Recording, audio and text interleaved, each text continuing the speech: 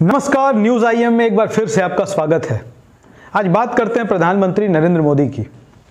यूं तो इस देश में कई प्रधानमंत्री हुए और सबने अपनी अपनी पार्टी के लिए अलग अलग समय पर अलग अलग तरीकों से चुनाव प्रचार भी किया, लेकिन जिस प्रकार से वर्तमान प्रधानमंत्री नरेंद्र मोदी अपनी पार्टी के लिए प्रचार करते हैं, वैसा अब तक भारत के इतिहास में किसी प्रधानमंत्री ने लगभग नहीं किया है। पंडित जवाहरलाल नेहरू से लेकर डॉक्टर मनमोहन सिंह तक जितने भी प्रधानमंत्री हुए हैं, वो इक्का दुक्का चुनावी सभाएं ही किया करते थे। विशेष तौर पर अगर प्रधानमंत्रियों की चुनावी रैलियां होती भी थी तो वो राज्यों की राजधानियों तक सीमित रहा करती थी।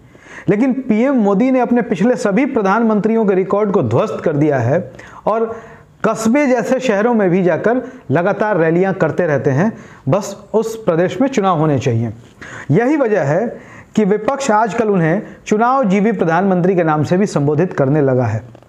अब हाल फिलहाल में ही देख लीजिए, खबर आ रही है कि अगले 2 हफ्ते तक प्रधानमंत्री नरेंद्र मोदी असम से लेकर बंगाल तक ताबड़तोड़ रैलियां करेंगे। जी हां, इस देश में एक और किसान आंदोलन चल रहा है तो दूसरी ओर पेट्रोलियम पदार्थों की कीमतें भी आसमान पर हैं, लेकिन हमारे प्रधानमंत्री जी रैलियां करेंगे।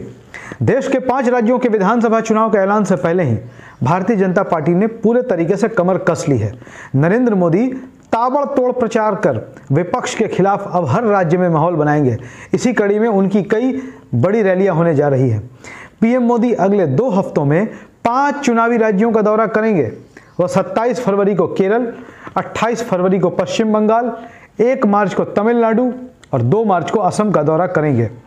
मिली जानकारी के अनुसार 7 मार्च को प्रधानमंत्री नरेंद्र मोदी कोलकाता के ब्रिगेड मैदान में एक बड़ी जनसभा करेंगे। बीजेपी इस जनसभा को मेगा रैली का नाम दे रही है, जिसमें लाखों लोगों को जुटाने का लक्ष्य निर्धारित किया गया है। बताया जाता है कि जिस ब्रिगेड मैदान में यह रैली होनी है, वो कोलकाता का सबसे बड़ा मैदान है और बीजेपी की ये भी योजना है कि प्रधानमंत्री नरेंद्र मोदी के साथ वो बंगाल की सबसे बड़ी रैली करवाने जा रही है।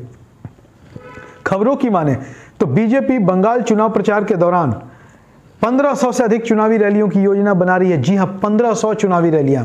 भाजपा नेताओं के अनुसार पार्टी द्वारा हर मतदाता तक पहुंचने के उनके अभियान के लिए ये रैलियां बहुत ही जरूरी हैं। आपको बता दें कि इस वर्ष कई प्रदेशों में चुनाव होने हैं, जिनमें पश्चिम बंगाल, असम, तमिलनाडु, पुडुचेरी और केरल के नाम हैं।